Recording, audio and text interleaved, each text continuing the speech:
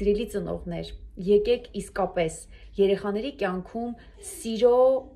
մեր դրսևորումները փորձենք խոսքով եւ ֆիզիկապես մեր ներկայությամբ եւ ֆիզիկական հպումներով արտահայտենք։ Թող մեր սերը վահան լինի մեր երեխաների համար, որը ամբողջությամբ կծածկի իրենց եւ իրենք դրանով իրենց ապահով կզգան, որտեւ երբ որ մենք երեխային հուշում ենք մեր վարքով սեր, նա իսկապես հասկանում է, որ աշխարհը ապահով տեղ է եւ ապագայում մեծ կյանք կարող է մտնել ապահովության եւ հանգստության, խաղաղության ներքին վիճակներով։